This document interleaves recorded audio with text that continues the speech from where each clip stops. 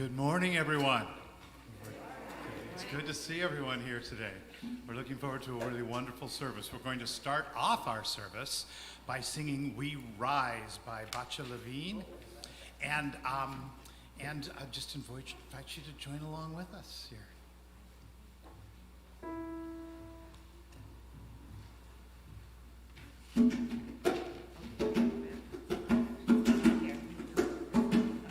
We rise.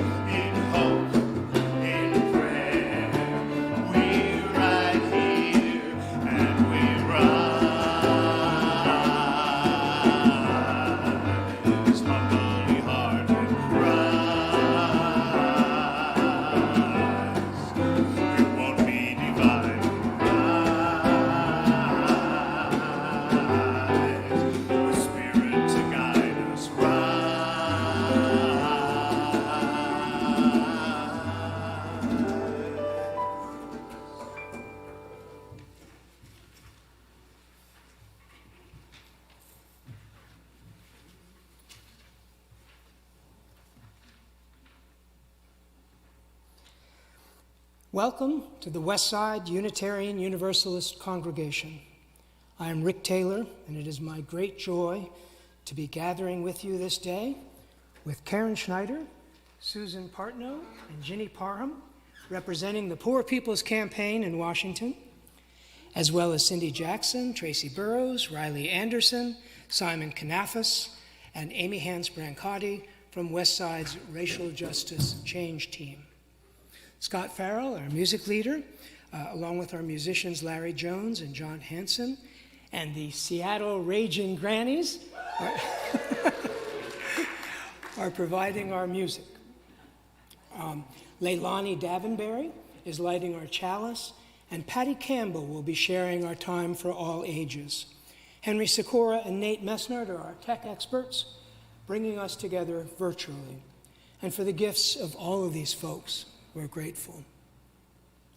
It's a blessing to be able to worship together and to be here with all of you today. If you're here with us for the first time or the first time in a while, welcome. We're so glad that you're here to share in this time, to make some space in your life to attend to your heart and your spirit, to come together in community. Please visit our website or scan the QR code in the pews to fill out a Getting to Know You welcome form so that we can send you our weekly electronic newsletter, the Westside Week, which is full of information about upcoming worship services and other virtual activities. We'll hope that you'll join us after the service for conversation and community, catching up with everyone, our very special guests, and sharing warm faces on this blessed day. We gather today from many locations, and we take this moment to particularly acknowledge that our congregation resides on the traditional territory of the Duwamish people. In this acknowledgement, we recognize the Duwamish heritage imbued in the mountains, valleys, waterways, and shorelines that surround us all. May we nurture our relationships with our coastal Salish neighbors, especially the Duwamish people, and our shared responsibilities to this place. Let us take a moment to offer humble respect for this place and its peoples, and renew our commitment to the work of authentic reconciliation.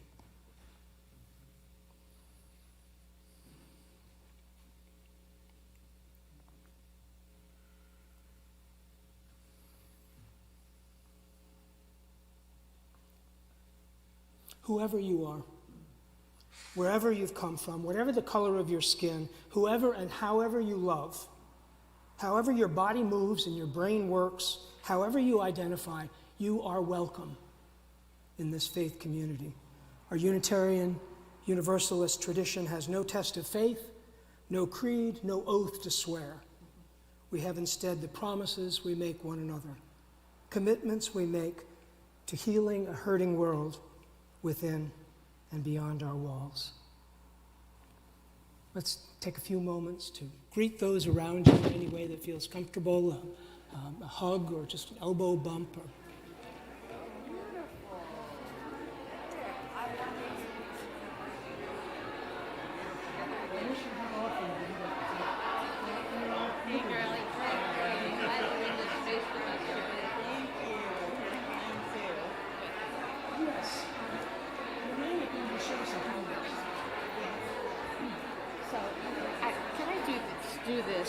Right before they talk and after we sing one of our songs. Sure. As opposed you want to do now. just speaker introduction? Yeah, you want to do the I want to do it later. opening words? Yeah, do my opening words now. Okay. And do the speaker introduction right before they talk. Okay, you do the opening words. Yeah, then we'll do the chalice lighting. Got it?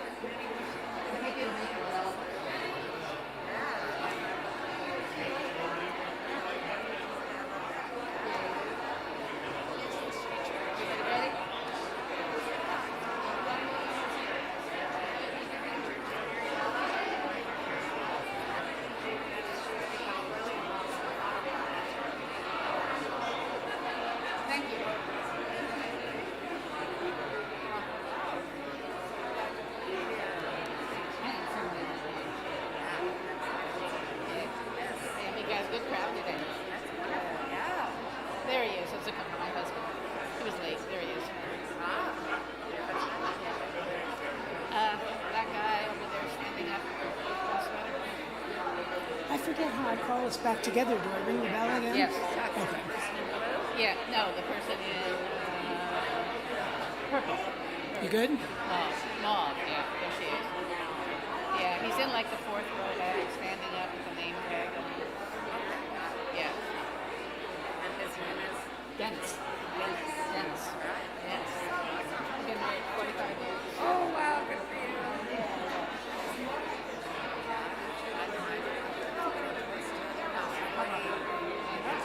Something like that. So we had the 70s together and all that stuff. Beautiful.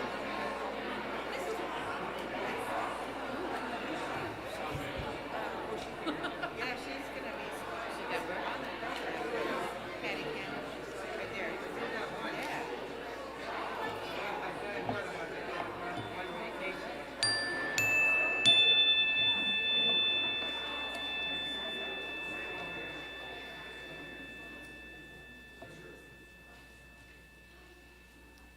Good morning.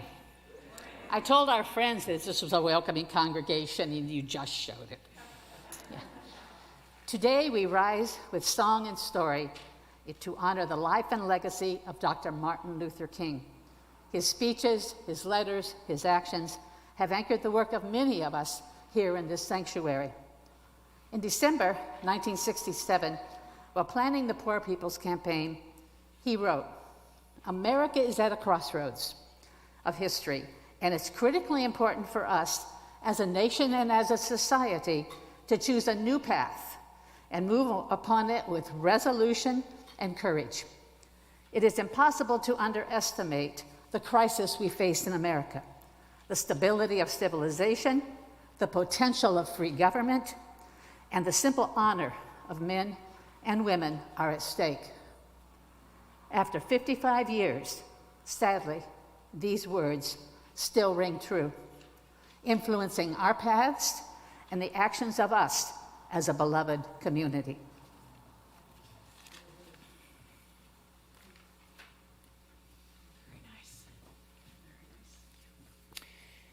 In each week's service, we invite a member of our congregation to light the chalice of our shared Unitarian Universalist faith.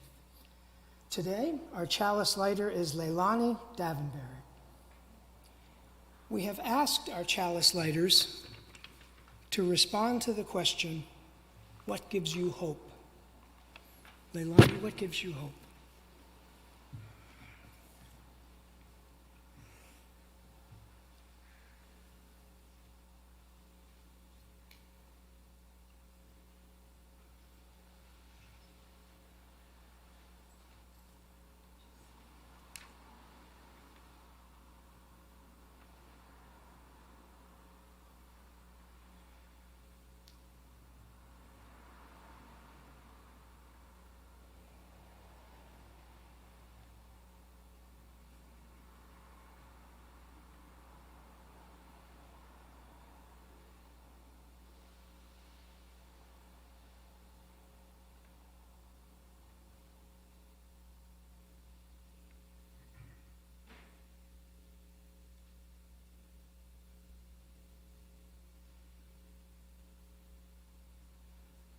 Good morning.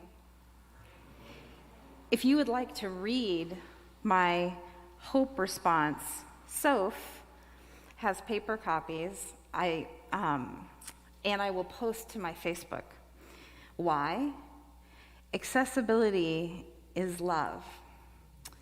I want to improve communication. I want to include more people, deaf people, hard of hearing people, and people who are not auditory. I'm learning ASL and not fluent, so now I will only speak. I recently took a UU theology workshop series with DRUM, Diverse Revolutionary UU Multicultural Ministries. And I found it helpful not just to consider my beliefs, but how to share about them. I've also been attending Article 2 listening sessions the last couple years, which has had me deeply thinking about my values and what it means to be a UU. My answer to this question about hope flows out of all of that and out of my regular meditation practices. I do not find the hope of expectation and longing something I resonate with, probably because of the circumstances of my upbringing. As some Buddhists say, I hold hope lightly, and I'm a little skeptical of that kind of hope. As a massage therapist for almost 30 years, I literally see hope every single day in the body's adaptations and its steady movement towards health. The body knits bone cells like coral in the ocean and lays down matrices of fibroblasts as it heals wounds. As a disabled BIPOC queer, I'm especially moved by the resilient, transcendent hope of BIPOC visionaries, inventors, authors, activists, artists, directors, and writers. For example, I'm thrilled we live in a time of 5 separate current Star Trek TV series showing us worlds with universal income, equity, and inclusion. I'm heartened by a patient hope of generosity and wisdom as more people, organizations, and governments recognize the wisdom of Indigenous people in honoring the sentience and sapience of whales, dolphins, octopi, elephants, and more cohabitants of our blue boat home. I have acquired hope through the direct experiences of providing loving, patient care to rescued animals who then blossom and live fully. I lean towards a practical hope that can withstand uncertainty and pain. Hope sustains and holds possible positive outcomes. Like many people can make better and different choices when they know more, learn more, and have connections and relationships that help them grow. I think being a UU means I'm inherently hopeful that we can affect change, and I am here to do that work.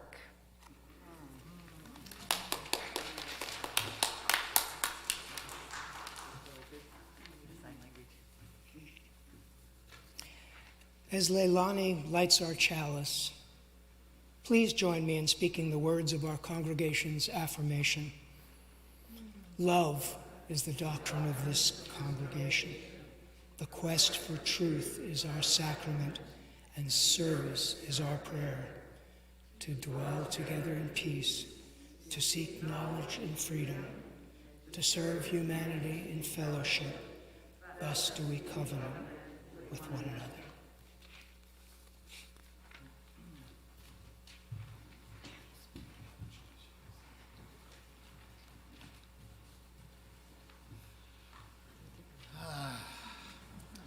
So now we have the opportunity to experience the raging Grannies who are going to lead us in our opening hymn.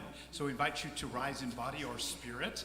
The lyrics again are on the back of your programs, and they're going to be singing Forward Together, and they invite you to sing along with them. Forward together, forward together, forward together, not one step back. Forward together, forward together, forward together, not one step back. Those who tried before us fought and died for civil rights. We're not gonna let them go, not without a fight. So, forward together, forward together, forward together, not one step back. Forward together, forward together, forward together, not one step back. Those who went before us thought healthcare was a human right. We're not gonna let it go, not without a fight. So, forward together, forward together, forward together, not one step back. Forward together, forward together, forward together, not one step back. Those who went before us thought life was a human right. We're not gonna let it go, not without a fight. So, forward together, forward together, forward together, not one step back. Forward together, forward together, forward together, not one step back. Who's next? Those who went before us thought choice was a woman's right. We're not gonna let it go, not without a fight. So, forward together, forward together, forward together, not one step back. Forward together, forward together, forward together, not one step back. Those who went before us thought voting was a civil right. We're not gonna let it go, not without a fight. So, forward together, forward together, forward together, not one step back. Forward together, forward together, forward together, not one step back.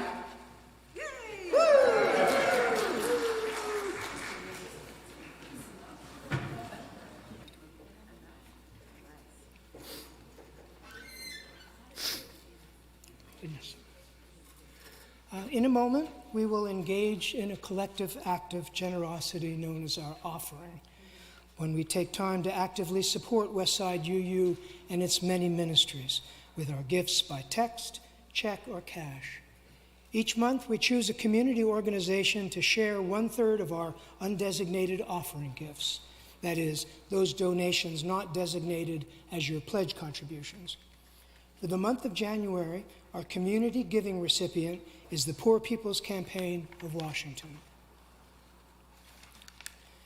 Because our Sunday worship schedule has switched to twice monthly, while we take the next steps in our professional ministry, there are fewer opportunities to extend our generosity to community partners.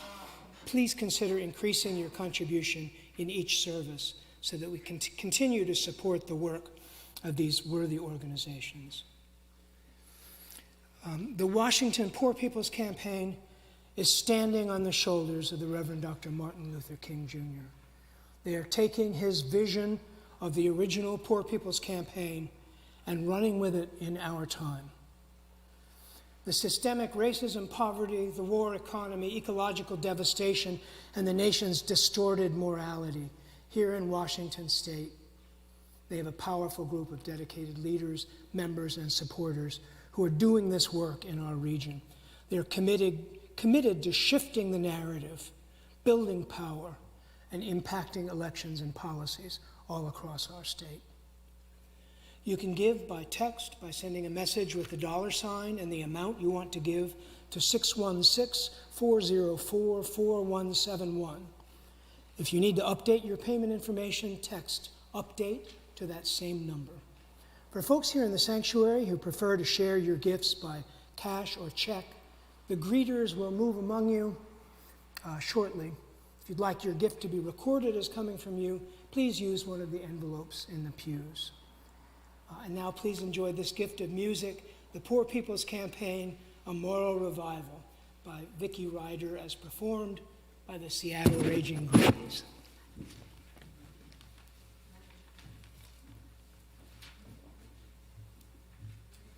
And before we start, I'd like to take a moment and have the Grannies introduce themselves. The Grannies have been singing in Seattle since 1996, and one of the members of our congregation, remember Miss Kunkel, was one of the Grannies when she was Georgie Kunkel. Georgie Kunkel. Georgie Anybody Kunkel. know Georgie? Better remember Georgie? Yeah. So she was, her energy is still with us. Yep. But I also say, we're sharing our offering with families shoulder to shoulder. Yeah. We'll do that. We ready? Yeah. Oh, and we'll start. Joanna? I'm Joanna Shetler, native of Seattle. I'm Nell Maskell. I'm Beth DeRoy. Ann Thurison from West Seattle. Karen Schneider. And Cindy Jackson. I'm starting us off with Ready? no. There's Something That's troubling the grannies, so we toss and we turn late at night, wondering why there are so many hungry in a land that's so rich that ain't right. It's time for a moral revival. Come join the Poor People's Campaign to end poverty in our nation. Come join the Poor People's Campaign. The government spends all our taxes for fighting in lands far away, killing women and kids without reason. It's no wonder our hair's turning gray. They're drilling and fracking and dumping to fatten their wallets, you see. And they don't really care if we live or die. It's enough to make Mother Earth weep. Equality for all people, they say is the law of the land. But our system is blatantly racist, so together for justice we stand. It's time for a moral revival. Come join the Poor People's Campaign to end poverty in our nation.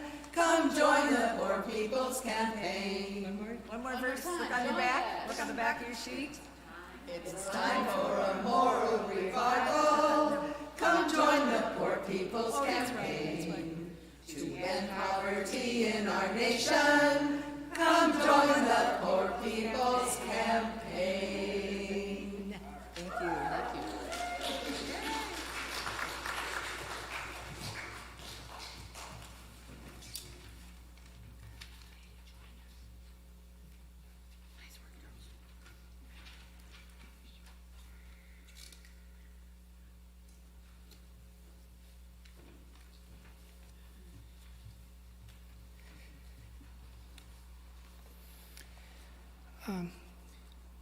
Each week, we come together as a congregation in as many ways as we can to connect and share in ways that matter most to us. At this time, we make collective space for holding our joys and our sorrows.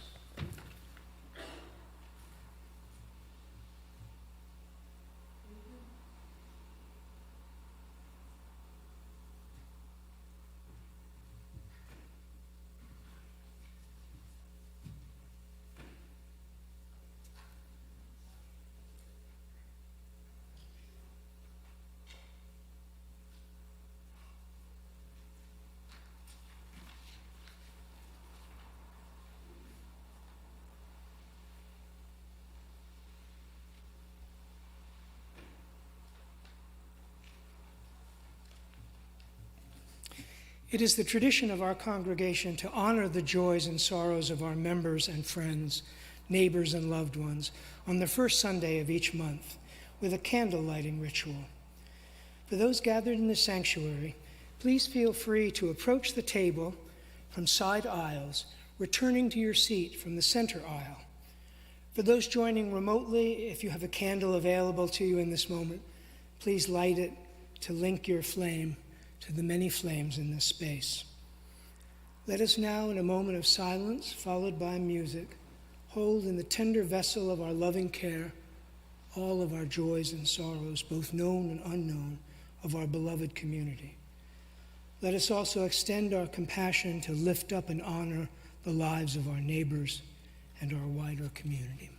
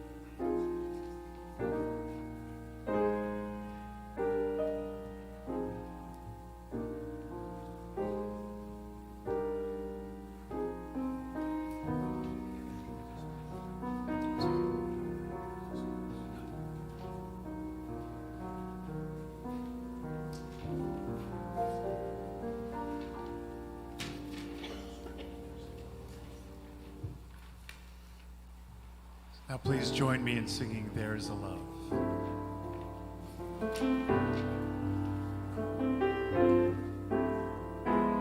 There is a love holding me. There is a love holding all that I love. There is a love holding all. I rest in this love. There is a love holding us. There is a love holding all that we love. There is a love holding all. We rest in this love.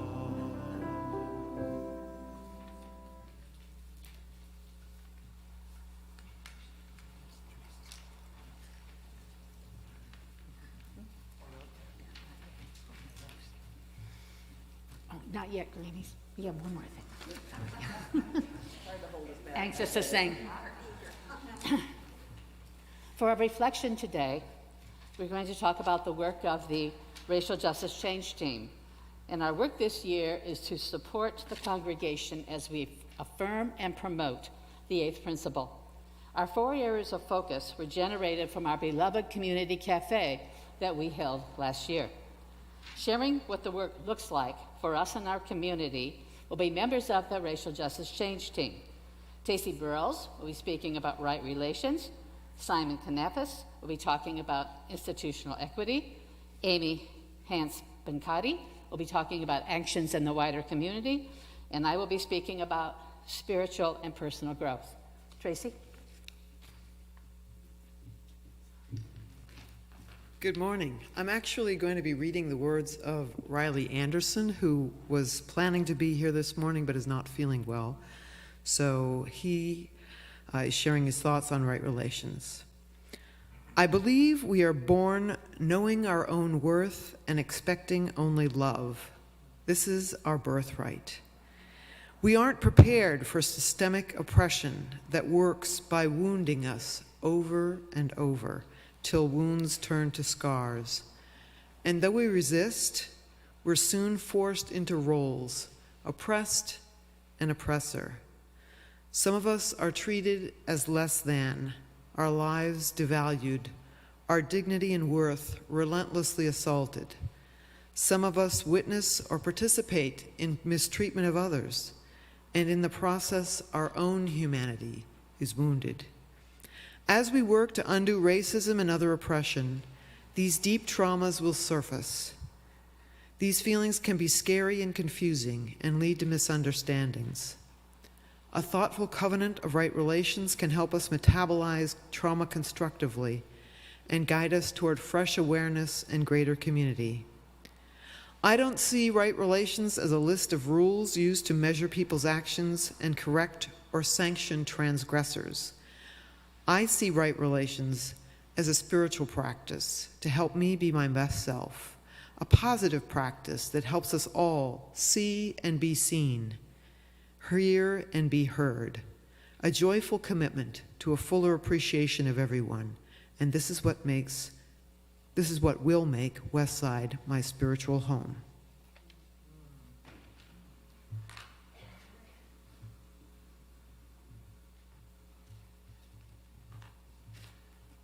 It's hard to follow that. Well said, Riley Anderson. Thank you, Tracy, for delivering his message. So I'm talking about institutional equity, and institutions may seem intangible, but they're kind of like the roadmap or the recipe for the work that we do. And they, out of our institutions, grow our culture and our actions both within our community and outside of our community. So our institutions, though it seems kind of dry, really are very important. And one thing to consider when we're in our committees or groups or thinking about our bylaws and so forth is how might we be creating barriers or treating people unfairly even though we have the best intentions? And how can we make our table bigger? One wonderful tool that we have here at Westside is the equity decision-making tool. And that's something that came up in our beloved community cafe as something that we have available, but that we can broaden the use of. And it can be used for any decision in any group or committee, and is also great to use when a group starts working together to kind of orient ourselves and guide the work that we do. That's something that I have some experience using on the nominating committee and in some other groups that I've worked on. And one of the things that we realized is that even though it exists on our website and it's something that's technically available, it feels unfamiliar and kind of alien to a lot of folks. And so Tracy Burrows and I have both offered to be available to any group who wants to have us come in and work with you on using the tool. And so please contact me or Tracy if you would like help with your group using the tool. We would love to come and visit you and sit down and be of assistance. Also, it is available on the website if anyone wants to check it out. So that's my message from the Institutional Equity Group.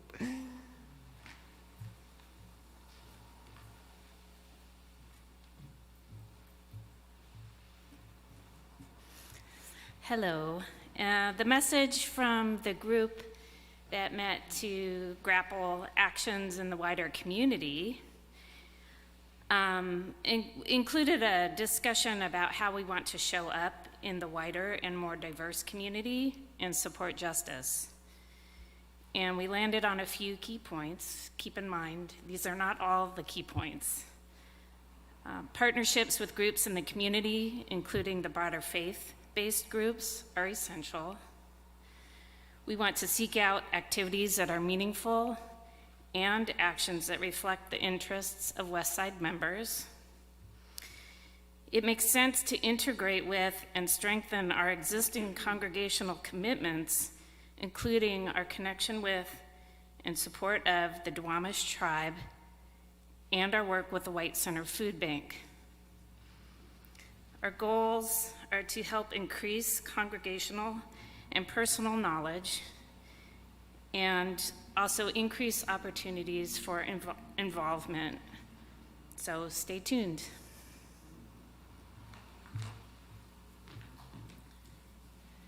Our plans to support spiritual and personal growth are grounded in the belief that how we think and respond is core to our work to become an anti-racist community.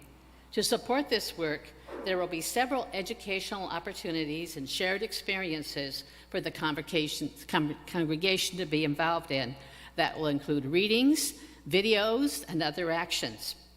One such experience coming this spring will be the creation of a white affinity group, a group for white people to examine what it means to be white, to reflect upon selves and their actions, and to work to understand and confront racism.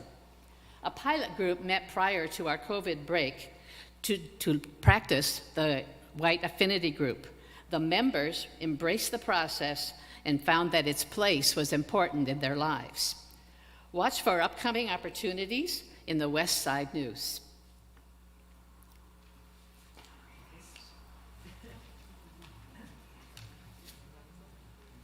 Ready? Yeah.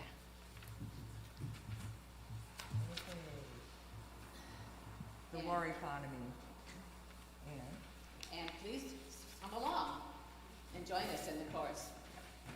We're rising up and joining that campaign, a task that wasn't finished when the Reverend King was slain. 50 years have come and gone, but still his words ring true. So how's this war economy working out for you? We are proudly in the Poor People's Campaign, with voices loud and fists raised high, we're throwing off our chains. And we'll keep marching forward, and we won't go back again. Together we are strong. They tell us there's no money now for jobs, for healthcare plans, but there's always lots of money for their wars in far-off lands. They spend it all for war and not for schools or homes, that's true. So how's this war economy working out for you? They spend $1 when they send their kids to war. Not all our kids, you know, but just the brown, the black, the poor. They have no hope of finding jobs in the good old USA. So how's this war economy working for them today? We are marching in the Poor People's Campaign, with voices loud and fists raised high, we're throwing off our chains. And we'll keep marching forward, and we won't go back again. Together we are strong. There's coal by fracking, and there's drilling off our shores, and toxic waste gets dumped upon the people who are poor. The profiteers will kill us if we don't raise a fuss, 'cause it's clear this war economy ain't working out for us. So we stand today in Liberia and sing our simple song, for dignity, for everyone, a place we all belong. Listen, politicians, we won't take it anymore. In a land as rich as this one, why should anyone be poor? We march proudly in the Poor People's Campaign, with voices loud and fists raised high, we're throwing off our chains. And we'll keep marching forward, and we won't go back again. Together we are strong. Together we are strong. Thank you. Thank you.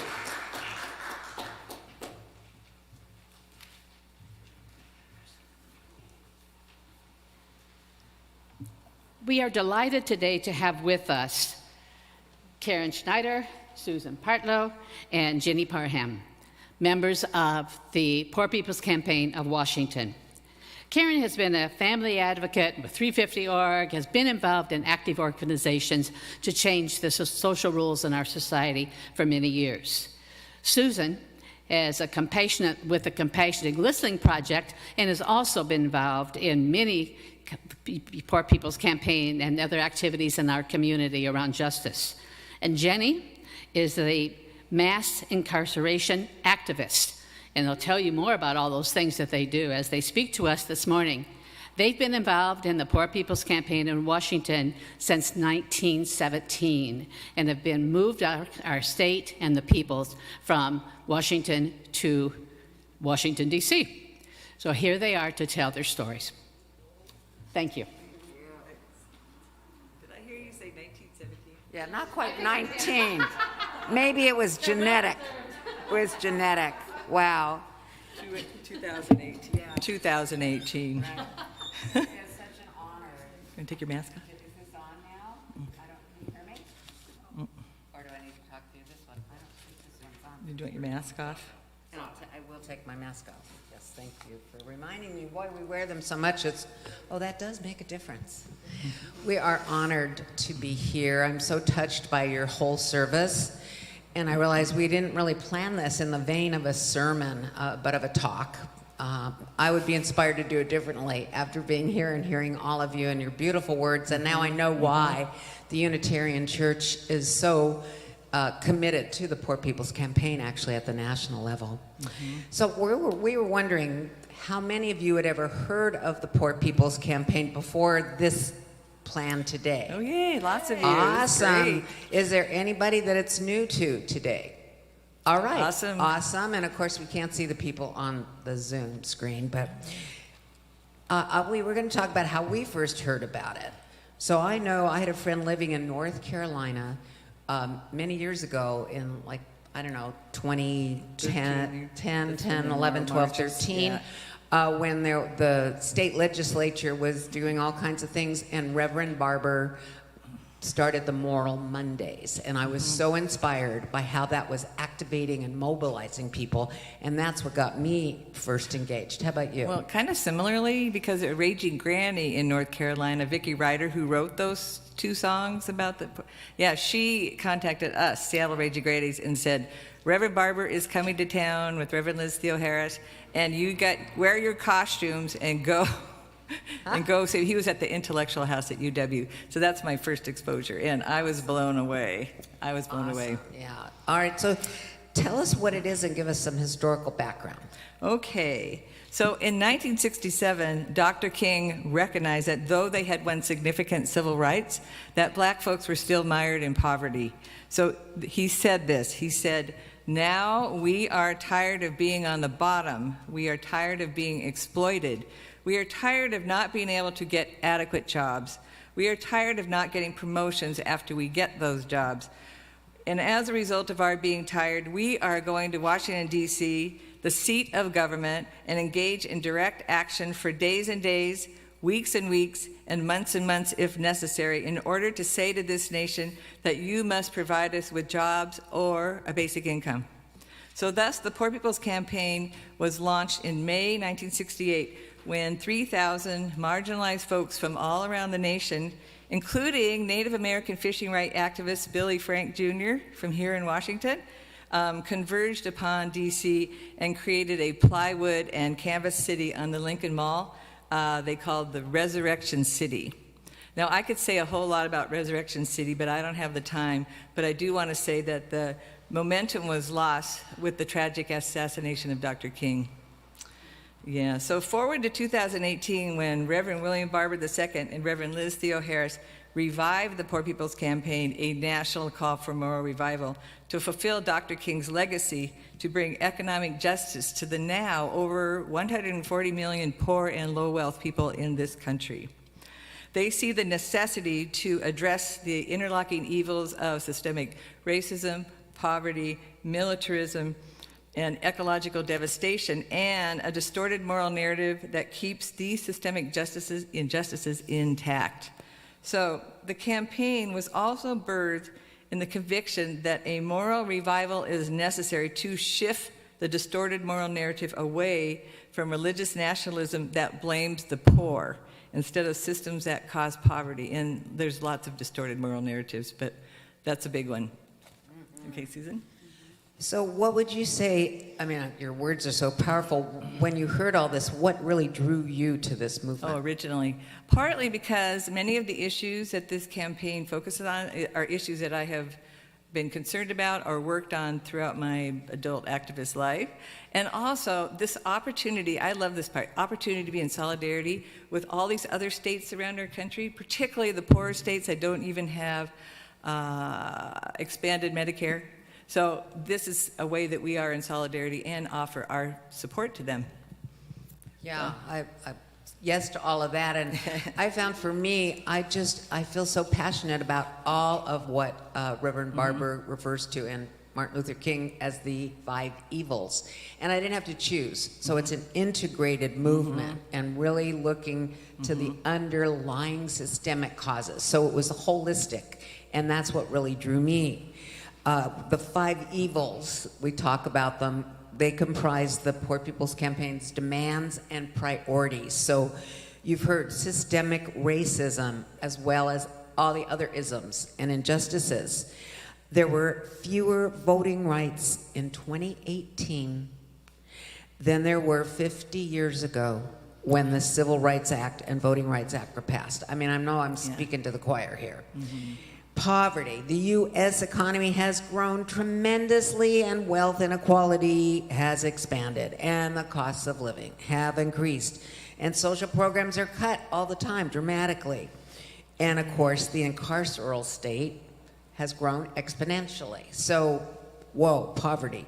Ecological devastation, which is sort of the 5th evil added on because we weren't as aware back in the original days of the Poor People's Campaign. But it's also linked to poverty. 3.8 million U.S. households in the United States of America cannot afford clean water. Who needs, what's such a thing as the underdeveloped world, or what a colleague used to call the never to be developed world? Here we are.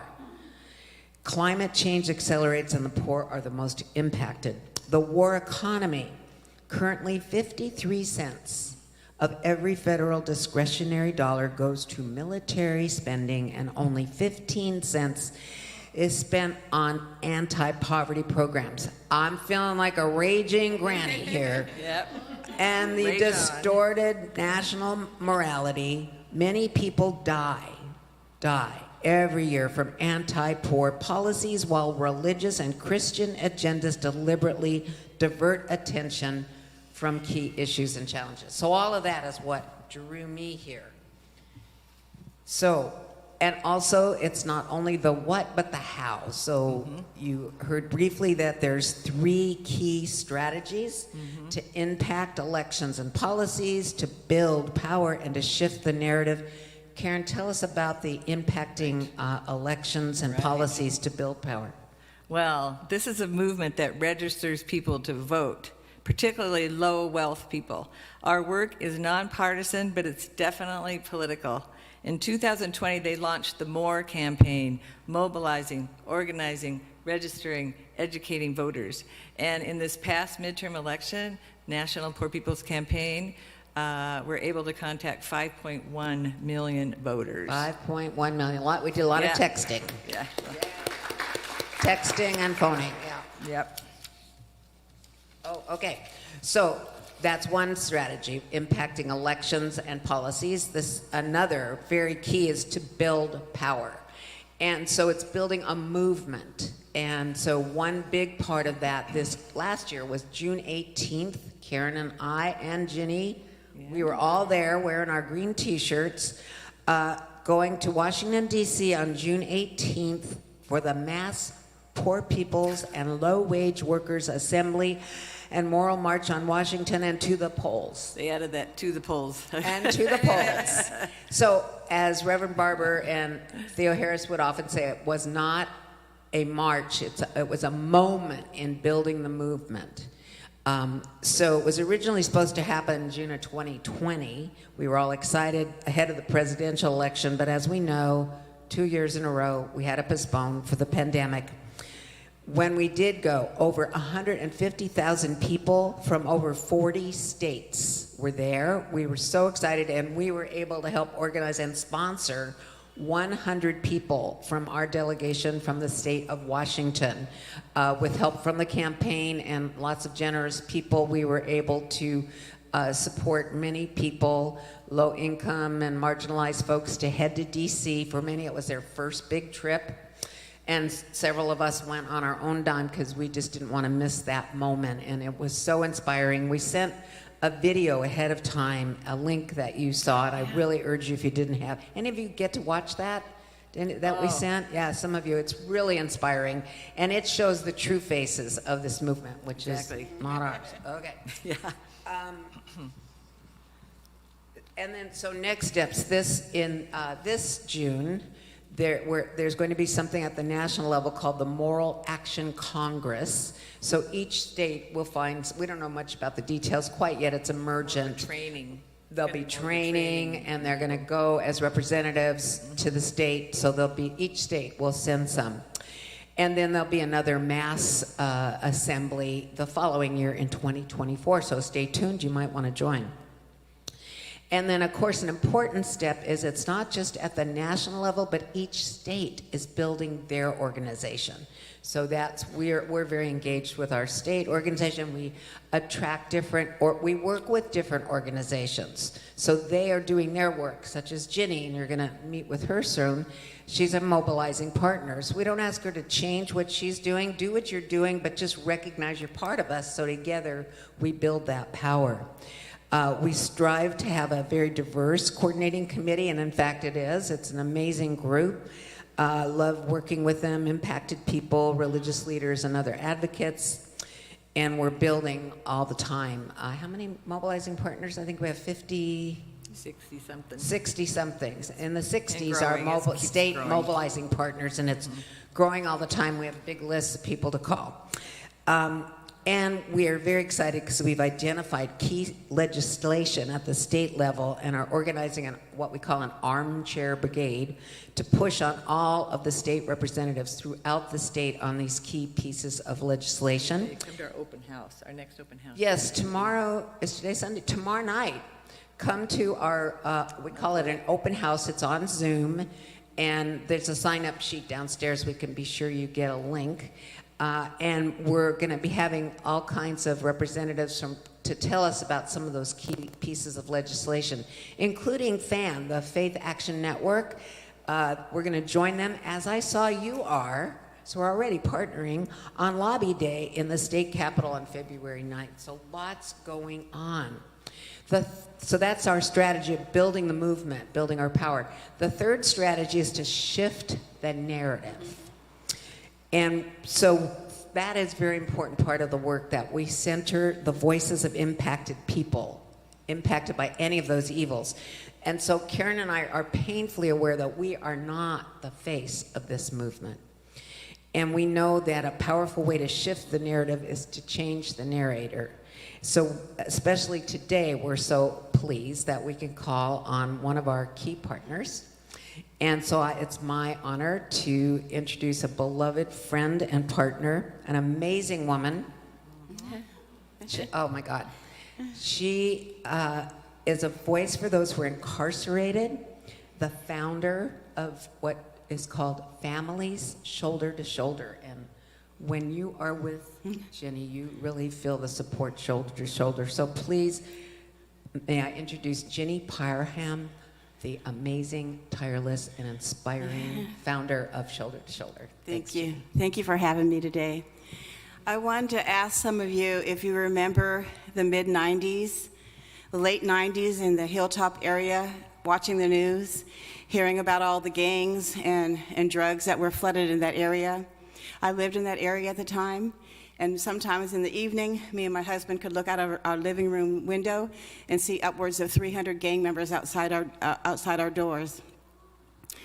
We didn't feel like we were impacted until those gangs grabbed our 12-year-old son. My name is Jenny Parham, and I am the founder of Family Shoulder to Shoulder. Family Shoulder to Shoulder is a court advocacy group, and the work that we do is support incarcerated individuals and their families through difficult court proceedings. We do this by writing support letters to the judges, and we also show up in the courtrooms to provide emotional support for the families. My prison advocacy work started in 1997 when my son Willie Nobles was sentenced to 96 years in prison for a gang-related drive-by shooting that he took part in. He was 18 years old at the time. When Willie was sentenced, my husband and I were alone in the courtroom while this 96-year sentence was being passed down. We felt so confused and so alone, wondering how can this be happening. Then in 2018, Willie had an opportunity to be resentenced. That is when I started the work that I do, and that's when I founded Family Shoulder to Shoulder. At his hearing, the judge said that in all his years on the bench, he had never seen that much support in the courtroom for anyone.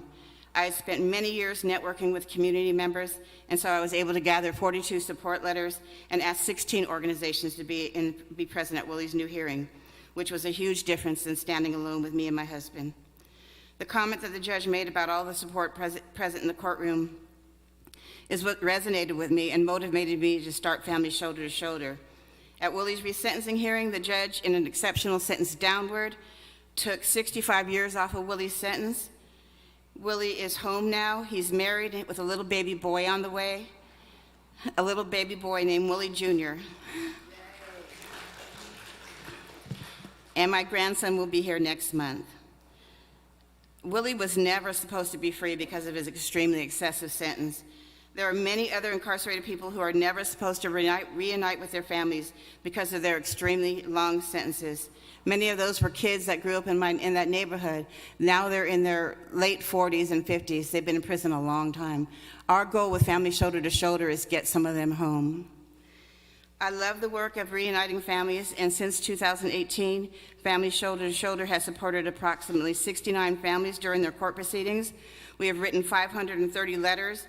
We have attended 52 resentencing hearings and 26 clemency hearings. 32 incarcerated individuals have come home, and 20 incarcerated individuals have had their sentences reduced. I will continue supporting the families of the incarcerated because it is the most rewarding work that I've ever done.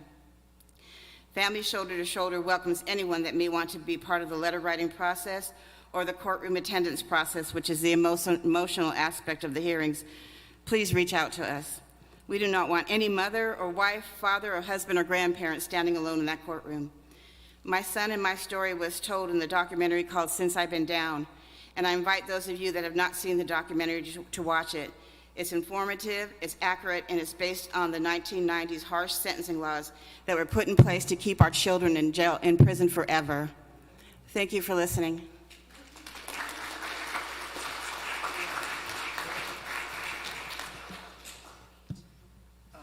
Okay, thank you, Ginny. And also, we're sharing any money that we get today with Family Shoulder to Shoulder. Just want to let you know. Oh, and downstairs there'll be a sign-up sheet, and if you want to be a letter writer to support her work, you'll put a star by your name. I've been doing that for a year, a letter writer, And I've just started. Feels meaningful, actually. Okay, well, I'm going to say something about the third Reconstruction, which we are very excited about. So the third Reconstruction is the vision of the Poor People's Campaign to usher in a third Reconstruction, which builds on the first Reconstruction after the Civil War and the second Reconstruction after the modern civil rights movement. In May 2020, our own Pramila Jayapal, Representative Pramila Jayapal, and Representative Barbara Lee from California introduced Resolution 486, written with the Poor People's Campaign, titled The Third Reconstruction, Fully Addressing Poverty and Low Wages from the Bottom Up. It's a bold and necessary resolution that commits Congress to eradicating poverty, as we believe poverty is not a personal choice, but policy choices. It aims to prioritize the needs of folks who are poor with policies that build from the bottom up around housing, healthcare, welfare, clean air and water, and high-quality public education. Here, some of the demands are in these signs up front, right? Policies that protect our democracy, such as expanding voter rights, guaranteeing Native and Indigenous rights, comprehensive immigration reform, and guaranteeing a living wage, because actually a basic income was one of the issues, what was promoted by Dr. Kiing in the original Poor People's Campaign. And funding will come, among other things, by redirecting military and carceral spending and implementing fair taxation. Okay? Wow. Yeah. Well, we hope you are inspired. And we are so proud as a state delegation to stand with people, as we say, from Appalachia to Alabama, from the Carolinas to California, from the borderlands to the Bronx, from the hood to the holler, all organizing the power of the nation's 140 million poor and their allies. Reverend Barbara often calls it the sleeping giant. If we all gather and connect with each other, that's building this movement so we can ensure that the abundance that we know there is in our land is marshaled towards the needs of the poor and the marginalized. So we hope you're inspired, actually, as a congregation. The national level, the Unitarian Universalist Association, is an official endorser from the very beginning and a faith partner. This is a moral revival, very faith-based for people of all different faiths. So we hope you'll consider being a mobilizing partner with us, which means whatever you have the energy for. You know, can be very low level. I heard from all the wonderful people speaking of your various committees. You've already got all that in place, so we would just need to connect with each other so we know what you're doing. We can come and support your activities. You'll know what we're doing. You're probably already going to some of the things we're going to, such as the legislative day, but then we can just help each other. You know, we can get each other's t-shirts and hold each other's signs and all of that. So we hope you'll become a mobilizing partner. And part of that would be, some of you may want to join, it's on Zoom, what we call our open house. And tomorrow night happens to be this night. As I mentioned, we're going to learn about all the legislation. And we urge you to watch that video link that we sent. Maybe it could be sent again in the next newsletter. And especially look, it was so inspiring when Karen and I were just, I'm looking, because we were standing there looking up at the stage. And when Bernice King, daughter of Martin Luther King, spoke about how proud she was to be part of this movement, part of his legacy. It's really, this is all such a great way to honor Martin Luther King and that legacy. Okay. So Karen, how do we end well, this? you know, we end every gathering, every meeting all across this whole movement with, I say forward together, and you say not one step back, okay? We do it 3 times, okay? Forward together. Not one step back. Forward together. Not one step back. Forward together. Not one step back. I'm going to have to learn that in sign, actually. That's a great idea. Thank you. All right. Thank you so much.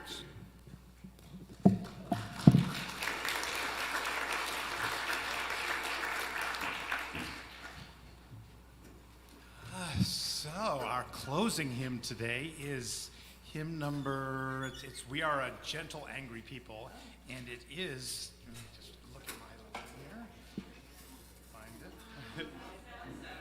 170, number 170 in your gray hymnals. And we do have one lyric change. It's instead of the We Are Gay and Straight Together, which is always wonderful also, we've switched it to We Are All Genders Together. Okay, so we'll be singing that, but everything else should be just as it is in your hymnals. And please rise in body or spirit as we sing this powerful song written by Holly Neer.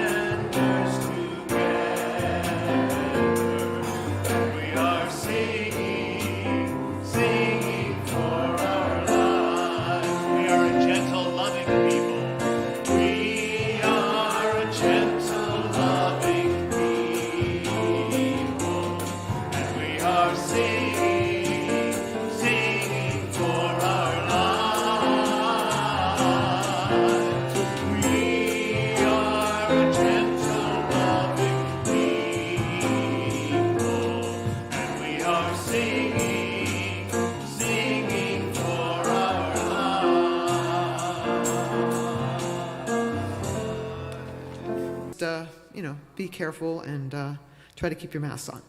But the whole reason for this fantastic coffee hour is so that you can meet Pam Orbach, who is going to be working with us on right relations work. We have contracted with her, and she is the founder of a Center for Restorative Solutions and acknowledges her privilege in the form of opportunities and systemic inheritances she has been handed. She's dedicated to using her power and privilege to work nonviolently for justice and equity. Her ongoing engagement and learning in peacemaking, talking circles, equity-conscious, and compassionate practice of active nonviolence deepens her particular approach to community building and conflict transformation. Building trust and community while working to support conflict is Pam's gift. She's right here in the audience if you want to stand up, Pam.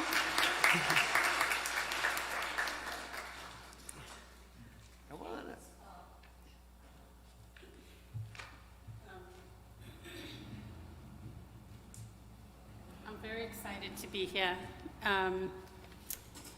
especially after this service, which I experienced to be really moving, and in part leads me to question why you're asking me to join you. The big question comes up for me, am I enough? It's an honor to be here. We've created a circle downstairs for anyone who'd like to come and share and get to know and ask questions about what this might look like, the work we might do together.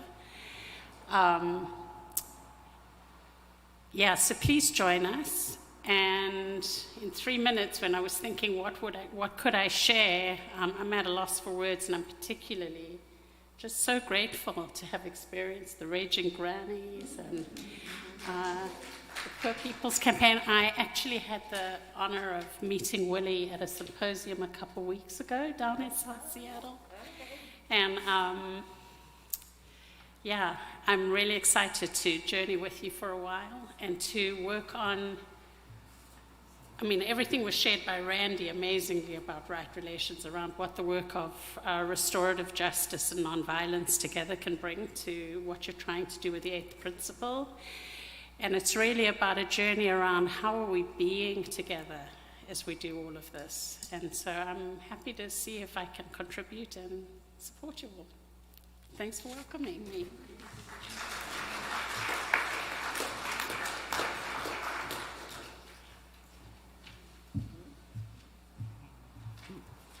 Our closing words are from. By the way, we're going to schedule an online meet and greet for those of you who are watching today remotely, so that you'll get an opportunity to meet Pam as well. Our closing words are from Reverend Maureen Killeran. No matter how weak or how frightened we may feel, we each have gifts that can make a difference in the world. In this coming week, may you do at least one thing to support the broken, to welcome the stranger, to celebrate what is worthy, to do the work of justice and love. Be strong, be connected. Each day, act so that you may be a little more whole. And with that, Leilani will extinguish our flame.